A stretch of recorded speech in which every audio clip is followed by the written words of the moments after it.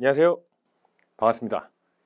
보세사 파이널 개념 완성 퀴즈 특강을 맡게 된 임준입니다. 먼저 1과목 수출입 통관 절차부터 보실 겁니다. 문제 1번이고요.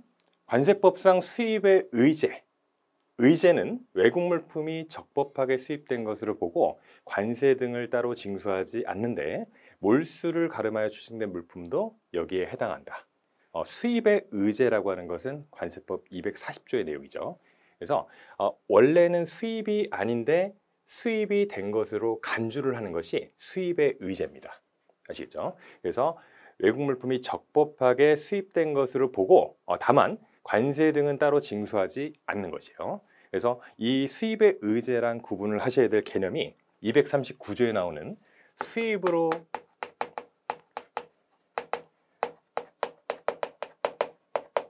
보지 아니하는 소비 사용이죠. 그죠? 수입의 의제는 수입이 아닌데 수입으로 간주를 하는 것입니다. 다만 관세를 징수하지 않는 것이고요. 여기서 말하는 239조에 해당하는 수입으로 보지 아니하는 소비 사용은 수입인데 원칙에 따르면은 외국 물품을 우리나라에서 소비하거나 사용하는 것은 관세법상 수입이잖아요.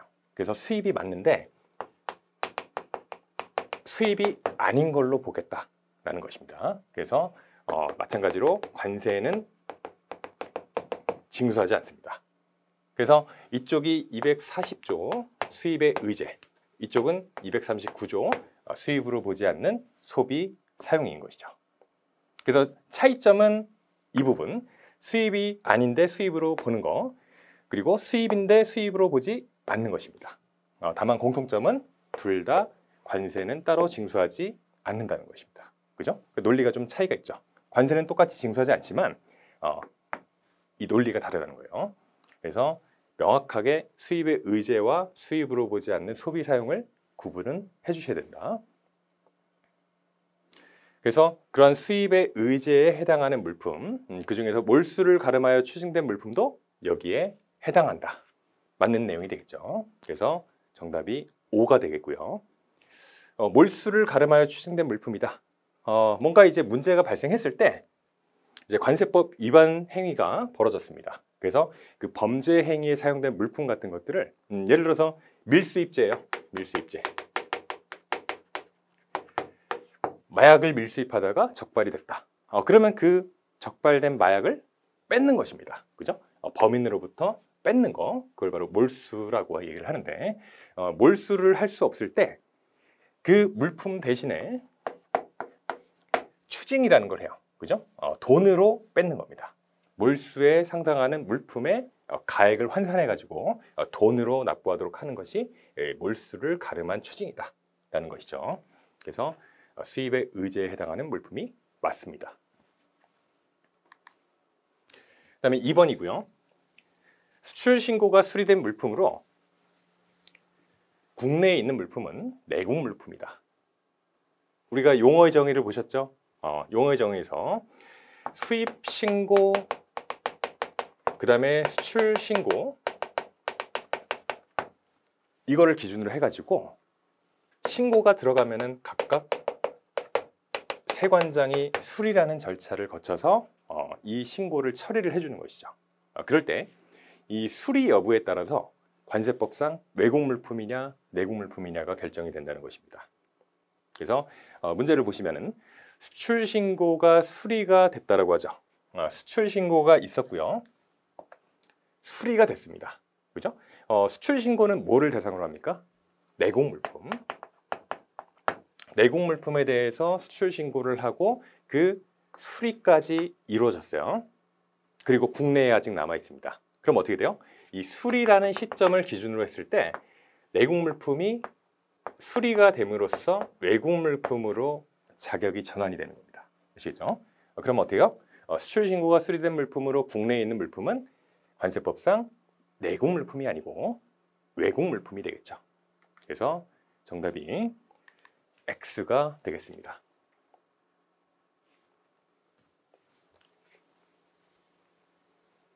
그 다음에 3번이고요. 역시 용어의 정의입니다. 복합환적이라고 하는 용어 기억나시죠? 우리가 환적하고 복합환적이 있었어요.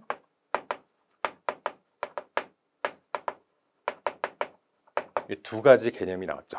근데 이제 둘 다 환적이라는 말이 들어가기 때문에 조금 헷갈리실 수가 있다는 거죠.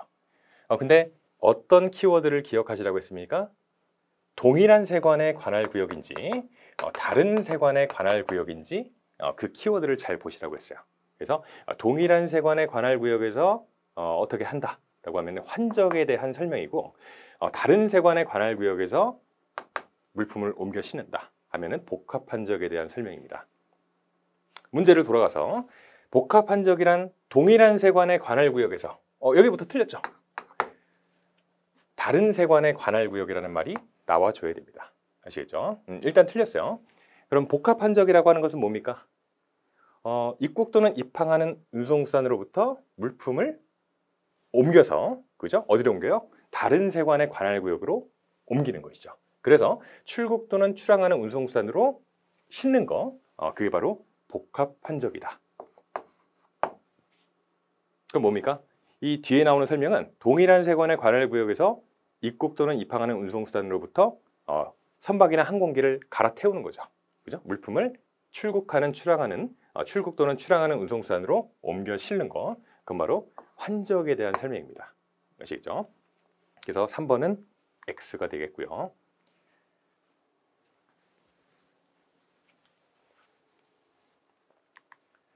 4번입니다. 관세 납부고지서. 우리가 신고 납부와 부가고지가 있었죠. 근데 만약에 신고 납부를 하게 됐을 때 그리고 부가고지를 하게 됐을 때 어쨌거나 납부고지서라는 게 발급이 됩니다. 그죠? 그럼 납부고지서는 납세 의무자한테 인편이나 우편으로 송달할 수 없으므로 왜 없겠어요? 송달할 수 있습니다. 아시겠죠? 인편이나 우편으로 송달할 수 있고요. 그 다음에 직접 발급해야 된다. 직접 발급할 수 있죠. 그러니까 종합하면은 직접 발급할 수도 있고 직접 발급하려면은 직접 만나야겠죠. 굉장히 번거로워요. 그래서 이렇게 할 수 없을 때 인편이나 우편의 방식으로 발급을 하게 됩니다. 아시겠죠? 그러니까 다 되는 거예요. 직접 발급, 다만 직접 발급을 할 수 없을 때 인편이나 우편의 방식으로 발급을 할 수가 있다. 아시겠죠? 그래서 X가 되겠죠. 근데 보통 실무상 어떻게 해요? 뭐 우편으로도 안 하고요. 인편은 더더욱 안 하고요. 그죠? 요즘은 그냥 전자적인 방식으로 송달을 하게 된다. 아시겠죠? 시스템에서 직접 납세 의무자가 출력해가지고 그걸 이용해가지고 관세를 납부할 수 있도록 하고 있다는 것이죠. 그래서 4번도 X가 되겠습니다.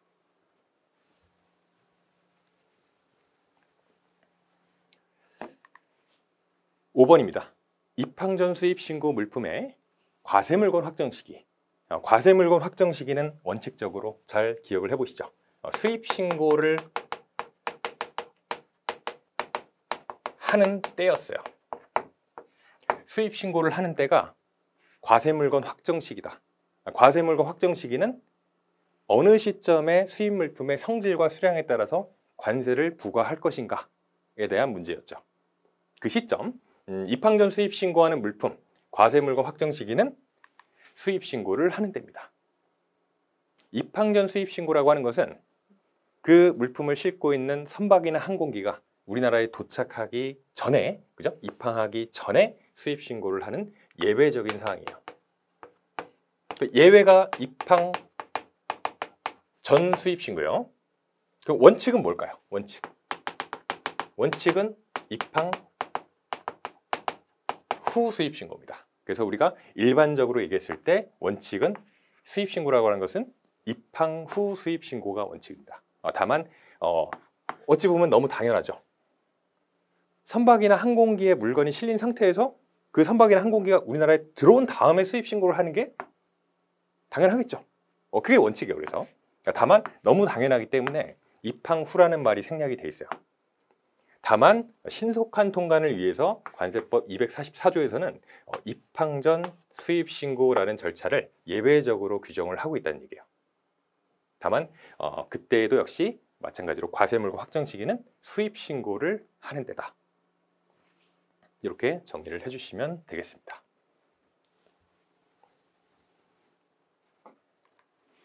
(6번이고요) 화주가 불분명한 경우 원칙적으로 납세 의무자는 누굽니까?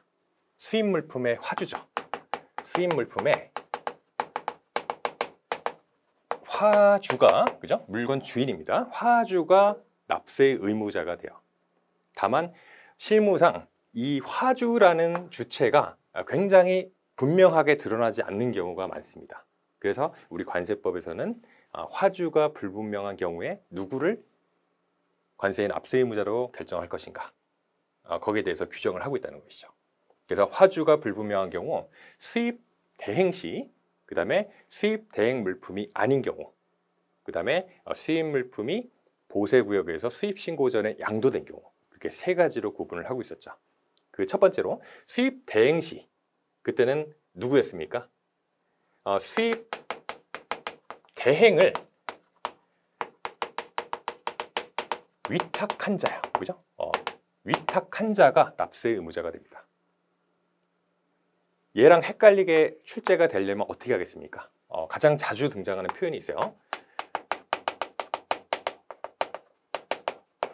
위탁받은 자. 그죠? 다른 얘기죠? 위탁한 자와 위탁받은 자는 반대되는 얘기예요. 위탁한 사람이 있으면 그 업무를 위탁받은 사람이 있을 거 아닙니까? 근데 납세 의무자를 누구로 한다는 겁니까? 위탁받은 자가 아닌 위탁한 자가 된다는 것입니다. 그럼 위탁받은 자는 누가 될까요? 위탁받은 자는 대행 수입업체예요. 대행 수입업체가 위탁받은 자가 됩니다. 그죠? 근데 대행 수입업체는 현실적으로 이 수입 대행 업무만 하고 수수료만 받을 뿐이에요. 그렇기 때문에 어떤 물건에 대한 주인이 된다고 보기는 어렵습니다. 그래서 위탁받은 자인 대행 수입업체가 납세 의무자가 되는 것이 아니고 수입 대행을 맡긴 위탁한 자가 납세 의무자가 되는 것입니다. 그럼 두 번째로 수입 대행한 물품이 아닌 경우, 수입 대행을 의뢰한 물품이 아닌 경우는 그땐 송품장, 그 다음에 선화증권, 항공화물 운송장에 적혀있는 물품 수신인이, 물품을 받을 사람이겠죠. 물품 수신인이 납세 의무자가 된다. 세 가지 서류 잘 기억하셔야 돼요. 송품장, 보통 커머셜 인보이스라고 부르는 부분, 송품장, 그 다음에 선화증권, BL이라고 부르는 거죠. BL. 그 다음에 항공화물 운송장, 에어 웨이빌. 그죠? 보통 이게 약자로 AWB라고 사용을 합니다. 송품장은 보통 커머셜 인보이스 해가지고 CI 이렇게 줄여서 얘기를 하기도 해요.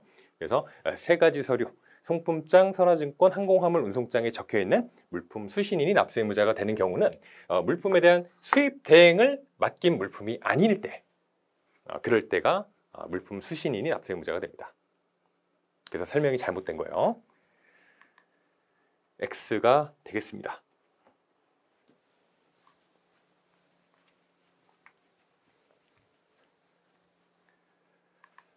(7번이고요) 관세법에 따라 매각되는 물품의 과세물건 확정 시기, 해당 물품이 매각된 때다.